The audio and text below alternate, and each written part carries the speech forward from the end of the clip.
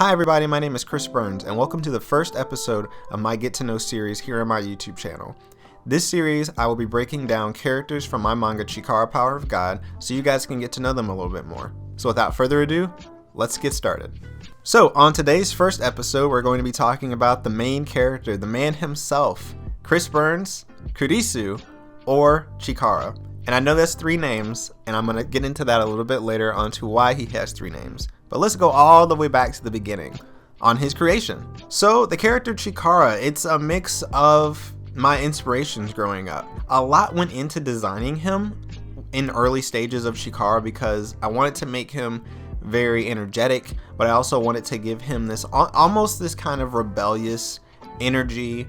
Not really young and innocent, but more of he's already been around the block. He's already experienced a lot of maybe near-deaths kind of stuff. He's a street kid. He grew up in the streets of Atlanta, so he's not gonna be this kind of wimpy dude. Even though he's very lean and he's very tall, he's you know he stands up for what's right. He stands up for his friends, and he'll fight when fighting needs to be done. Obviously, when he's not getting chased by like a giant demon or something. But in normal situations, he'll smack you hard. So his original character design actually stems from myself in terms of fashion and how he grew up, and the name changes, of course, stem from my real life experiences too, because I grew up in an Asian community, so my name obviously is Chris Burns. So I wanted to give him the name Chris Burns, to pay homage to my name.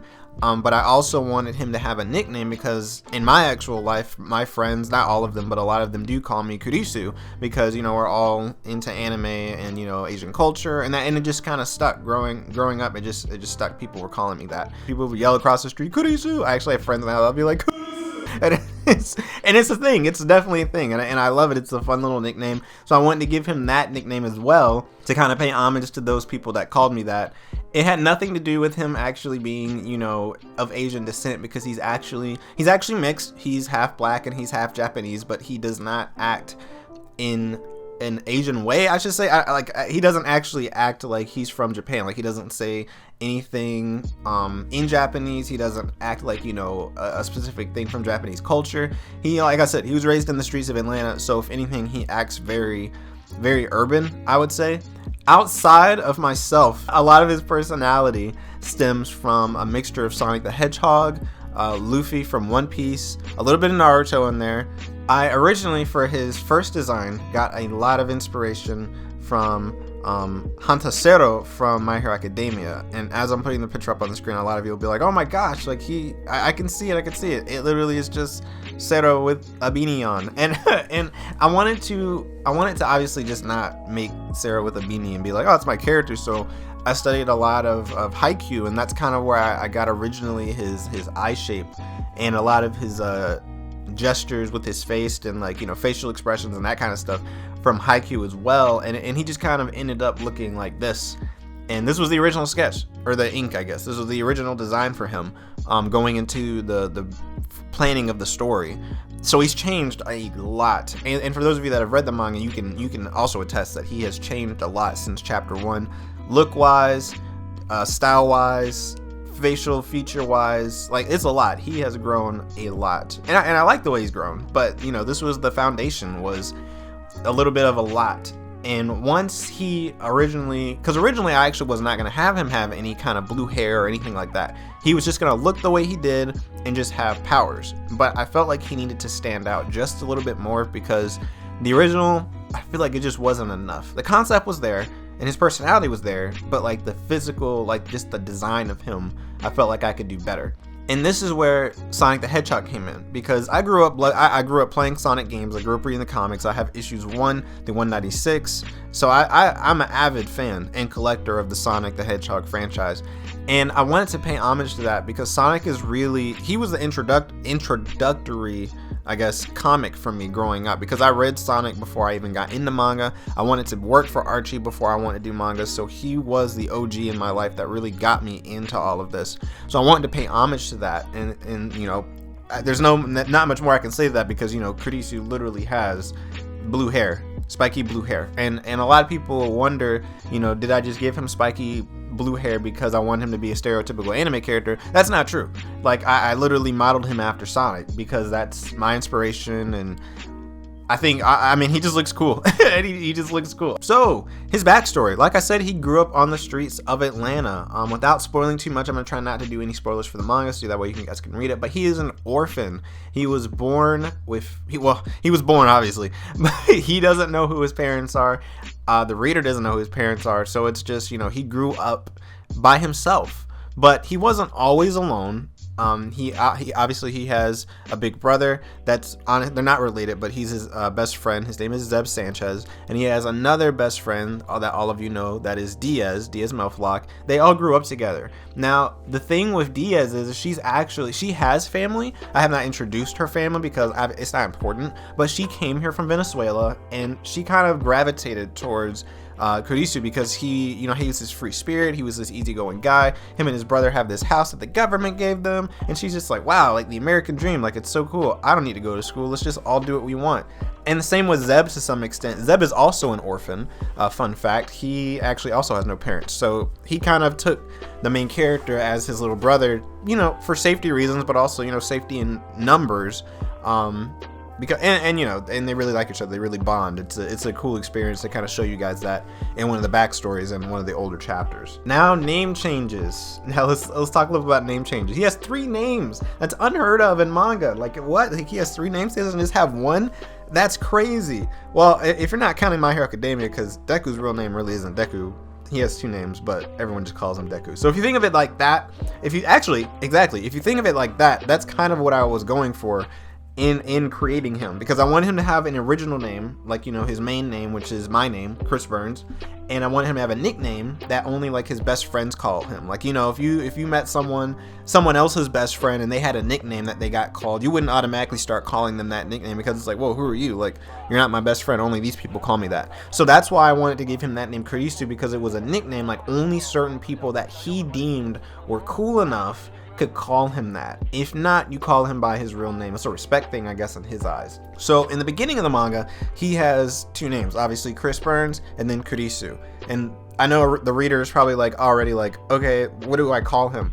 Well, he actually has a 3rd name, which is, I guess, the title of the manga is called Chikara. It has not been revealed yet, so for those of you watching this video, you're kind of getting a little tiny spoiler. That's coming out in the chapter 14, actually. He'll actually receive that name, and there'll be a cool reason why he's receiving that name and why he starts going by that name. I'm not going to give too much away on that, but he will be called Chikara from chapter 14 on to the rest of the story. There will be instances where he still gets called by his old name, but it'll be more impactful when those things happen, because it will be either a person that knows him personally, or a person that knows him from the past, or a deity. Obviously, like, you know, God or Jesus isn't going to call him by his nickname. He's going to call him by his real name, because, you know, he's God and Jesus and all of that fun stuff. So when creating him, I wanted to give him, I didn't want to make him a standard shonen character to where he has one goal and one goal only, in that skyrockets the whole show and that's all he cares about. I want to make him a very real character, very realistic character, not because I don't want to follow the kind of standard shonen story style type, but I want to do something just a little bit different with him, to really let the reader over the time of the story understand why he's choosing to do this in particular goal, why he's choosing this later on to follow instead of this goal. Very realistic stuff, because at the end of the day, I want to make him, like I said, more realistic. And in a realistic sense, if you had a friend that's like, man, I want to be the president, and he, you know, that's his whole life, he wants to aim to be the president, but not everything that happens in his life, whether it's this emergency or just day to day, is going to be geared towards him becoming president, because other things happen in life and other things take priority depending on how important that is in the moment. So just some of his goals, for those of you that have read the manga, like I said, without spoiling too much, one of his goals right now is just finding his brother. He's found out that his brother is still alive after the apocalypse, and he wants to find his brother.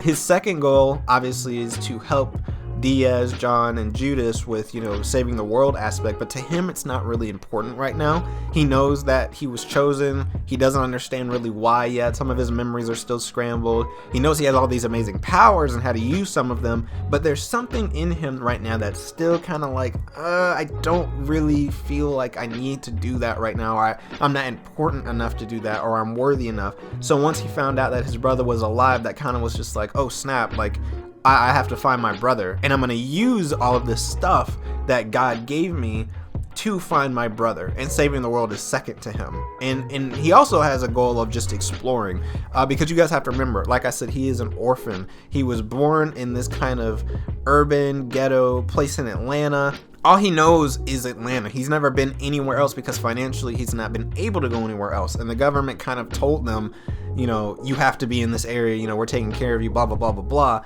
So for him, this is an opportunity to kind of refresh. Again, this also comes with the name change, kind of mini spoiler. This is a fresh slate for him. He's no longer the little orphan boy that no one likes. He's no longer just this random kid that everyone looks down upon because he's an orphan, because he has no financial anything, or he's a fresh start, and he has all these powers that in his eyes make him better than everyone else, not in an arrogant way, but more of just like, he's not just the average Joe anymore. He can actually do stuff that other people can't. That makes him unique, and people will look up to him, and people, he can help people, and he can actually give back and help people. That he's trying to help people with his powers because he wasn't able to be helped when he was a kid by the government and by other people because everyone ostracized them. That's what I'm getting at. And I wanted to make him, like I said, very realistic. So those are some of his goals, and those goals will update throughout the story until we get to, the middle and the final, and you'll see what his ultimate goal is towards the end of the manga. And this is the end of the video. This is the end of the illustration. I hope you guys enjoyed the time lapse. I hope you enjoyed me rambling. I know it's a lot of information, and I know this is very real. This is not very edited. I didn't edit a lot of this because I wanted to kind of talk to the fan base and upcoming fans to just kind of let them know, like, this is my mind. This is how I create my characters. This is what goes into them. It's a lot. It's a lot up in my brain, and I try to get it out so you guys can understand. But like I said, it's very real. I just wanted to start making these videos so that way moving forward with the manga, when there are new characters that are released, or when there's old characters, you guys can, or new readers that are seeing these characters, you guys can kind of know where they come from, what do they like, what do they think like, what are their powers like, so you just connect to them more. I feel like this is very cool. Obviously the art, but also what goes behind the art and the character process, and why they do the things they do, and why I call them certain things, so that way you guys are not confused reading the manga. You just kind of have a little backstory on some stuff, a little bit of lore, just a little bit of Chikara lore for you guys. And that's all for me. Get excited for episode 2. I'm excited for this series, and I will catch you guys later. Make sure to like and subscribe. Peace.